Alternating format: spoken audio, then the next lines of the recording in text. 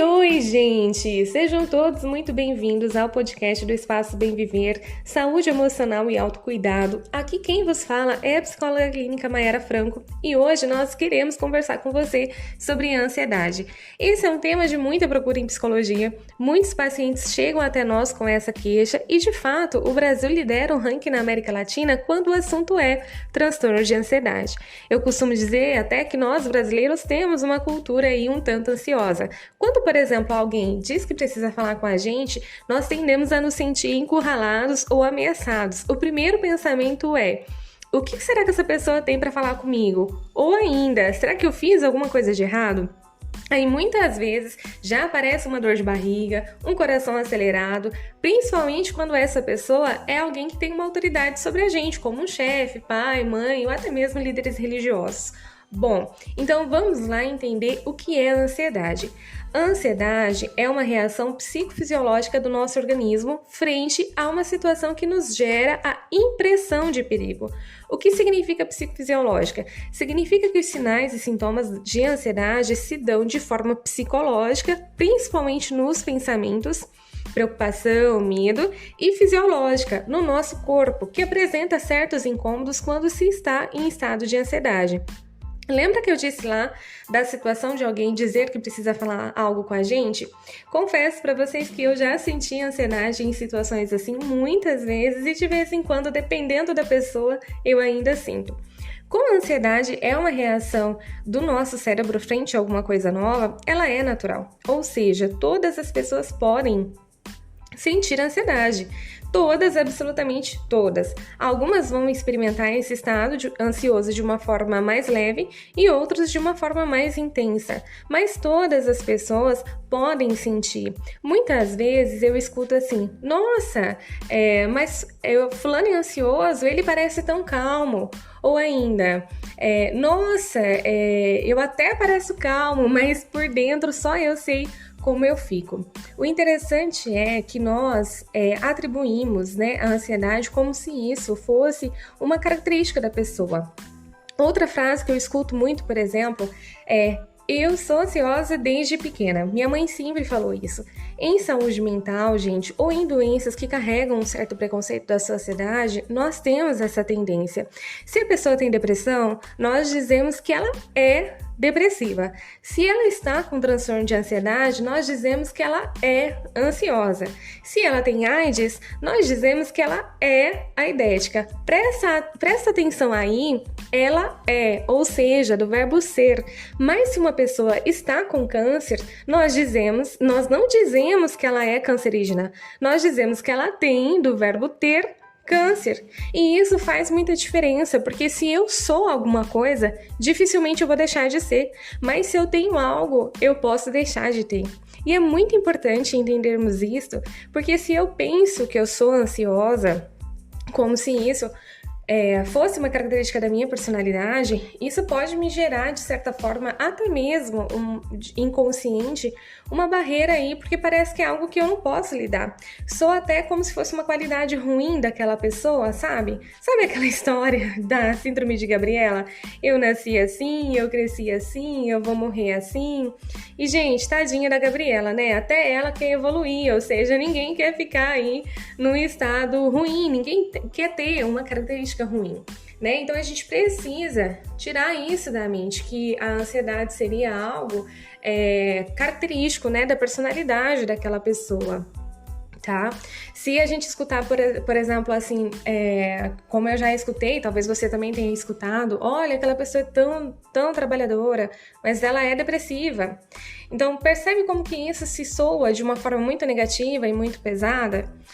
Eu quero que você fique com essa ideia aí em mente para que a gente possa, para que você possa entender melhor como lidar com a ansiedade.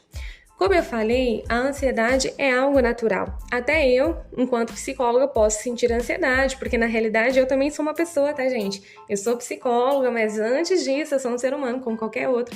Eu posso sentir ansiedade, né? Ou ter até crises de ansiedade em algum momento, né? Isso só não aconteceria se eu fosse um ET. Mas que bom, graças a Deus que eu não sou um ET. Tá? Se ela é uma reação natural do nosso organismo, ela tem uma função. Grava uma coisa aí. Tudo que te gera incômodo, seja na mente ou seja no corpo, é para te mostrar que você precisa resolver alguma coisa, que você precisa enfrentar algo. Se você tá com dores no corpo e febre, você já sabe que precisa ir no médico, ver o que está acontecendo.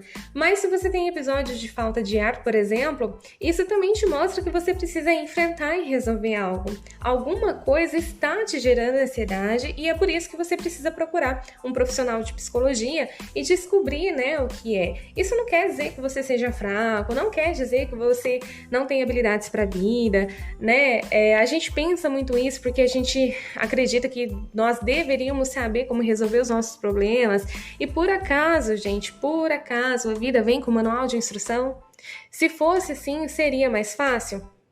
Mas eu também acho que não, gente? Porque, por exemplo, ninguém tem receitinha de bolo. A vida não é isso. E vamos parar pra pensar que nem às vezes seguindo uma receita aquilo ali vai dar certo, Eu cansei de fazer bolo de pacotinho, por exemplo, porque eu não conseguia acertar o bolo fazendo uma receita normal. Vamos pensar aí em um bebê, por exemplo. Quando ele chora, ele tá dizendo que alguma coisa está incomodando ele. Seja fome, seja cólica, enfim. As mães têm uma capacidade muito interessante de saber exatamente pelo som do choro da criança o que é que ela está precisando. No começo, ela pode até se sentir perdida, mas depois, conforme ela vai convivendo com seu bebê, conforme ela vai observando seu bebê, ela sabe exatamente o que está incomodando ele. E se ela não consegue descobrir, ela vai atrás de alguém para descobrir. Seja ela fala com o médico, ela fala com uma vizinha, ela fala com a mãe dela, mas ela vai atrás de descobrir o que está acontecendo. Bom, acontece que a gente cresce e a mãe não tá ali perto da gente, não. E a gente também muda, A manifestação do que nos incomoda é diferente e ela pode se caracterizar na ansiedade. Então, a ansiedade, ela vem para te alertar. Olha, tem alguma coisa que está precisando de atenção. Olha, você precisa de atenção. Vamos pensar que a mãe descobre o que o filho está precisando porque ela observou o filho, porque ela deu atenção para o filho. E nós, adultos, o que nós fazemos conosco? Será que nós nos observamos? Será que nós nos damos atenção? Será que realmente sabemos o que precisamos? E se sabemos, será que procuramos resolver e melhorar? Nós, profissionais, recebemos muitas perguntas de como controlar a ansiedade, porque, gente, é ruim mesmo. Não é legal ter os sintomas de ansiedade, Nós queremos nos livrar dele, mas dificilmente uma pessoa vai chegar lá na clínica, no consultório e falar assim, olha, eu preciso de autoconhecimento, eu quero me dar mais atenção, como é que eu posso fazer isso, Como é que eu posso observar e descobrir de fato o que é que está me incomodando e o que eu vou fazer diante disso?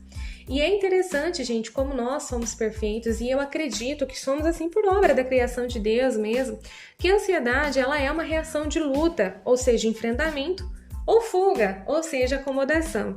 Eu quero falar mais sobre isso nos próximos episódios para que a gente possa entender melhor esse mecanismo, assim como eu quero enfatizar os sintomas de ansiedade.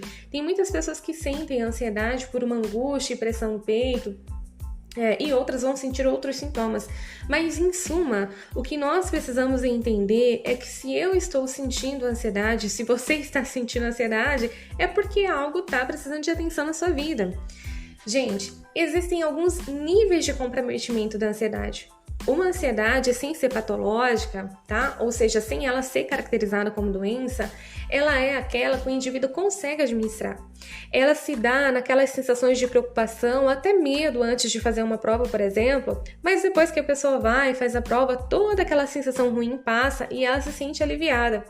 Mas ela vai ser caracterizada como doença quando essa pessoa sente a ansiedade e nem consegue fazer a prova porque ela trava ali naquele momento. Ou seja, se aquela sensação, aqueles sintomas te comprometem a ponto de você não conseguir realizar o que você precisa, então a ansiedade está em um nível de doença e ela precisa de um cuidado profissional, Você vai precisar de um cuidado profissional. Mas, gente, em todos os casos, seja num nível saudável ou em um nível patológico de doença, a ansiedade sempre vai gritar dizendo, olha, se dê mais atenção. Eu me lembro que quando eu comecei a trabalhar como psicóloga, eu me sentia muito desafiada, era tudo novo, Lembra da sensação que a ansiedade produz, da reação que o nosso cérebro tem sempre diante de alguma coisa nova? Eu me sentia muito, né, conflitada em alguns momentos, principalmente quando eu não conseguia resolver alguma coisa. E aí eu comecei a perder o sono. Eu acordava de noite, não conseguia dormir mais e eu ficava brava. Gente, meu Deus, como eu ficava irritada pelo fato de ficar rolando na cama de um lado pro outro, de um lado pro outro, e aquilo me gerava, assim, muita raiva mesmo, sabe, estresse. E aí eu comecei a pensar, isso aqui tá errado. O que essa ansiedade está querendo me dizer? Aí eu comecei a levantar da cama, eu ia pra cozinha, eu fazia um chá e eu começava a orar sobre aquilo. Sabe, bater um papo assim com Deus mesmo, procurava descobrir o que era tudo aquilo que eu tava sentindo, e dessa forma eu me acalmava, eu voltava pra cama, eu dormia. Eu não tô querendo dizer pra você que você tem que fazer como eu, né? Você tem que levantar, fazer uma oração quando você perde o sono, não é isso. Mas o que eu tô querendo dizer pra você é que quando eu comecei a me dar mais atenção, né, eu comecei a cuidar daquela sensação ruim, ela diminuía e aí eu podia me acalmar e conseguir pensar em formas de resolver os meus problemas. Primeiro, né, eu começava a imaginar se tinha como eu resolver ou se não tinha o que eu fazer a respeito daquilo. Então, nesse sentido, o primeiro passo para se ter um controle de ansiedade é aceitar que ela está ali para nos mostrar alguma coisa. Não adianta querer rejeitar, não adianta querer ficar irritada, porque tudo aquilo que nós não aceitamos e enfrentamos tende a aumentar. Então, gente, para finalizar, eu queria ressaltar para você que suas emoções não são suas inimigas, mesmo que elas sejam ruins, elas são suas aliadas, né? Nós estamos aqui querendo dizer para você que você precisa acolher essas emoções, que você precisa cuidar dessas emoções, tá? E que dessa forma elas estão ali para te ajudar em alguma coisa, certo? Eu quero falar mais sobre os sintomas da ansiedade, sobre o que gera a ansiedade, e aí eu já adianto que uma das coisas que mais tem gerado ansiedade nesses últimos anos aí é o estresse, tá? O Covid teve essa pandemia teve um fator muito importante nesse sentido para o desenvolvimento de mais quadros ansiosos, tá? E eu quero também falar mais com vocês sobre os enfrentamentos, tá? Como que a gente vai conseguir resolver, conseguir controlar um sintoma, conseguir me observar mais, o que eu posso fazer diante disso, tá? Gente, é possível ter uma vida emocional saudável. O nosso objetivo aqui com você é isso, tá? É fazer você perceber as suas emoções, você conseguir identificar aquilo que você tá sentindo, para você poder cuidar disso e conseguir ser feliz. Certo, galera? Muito obrigada por ter ficado conosco, né?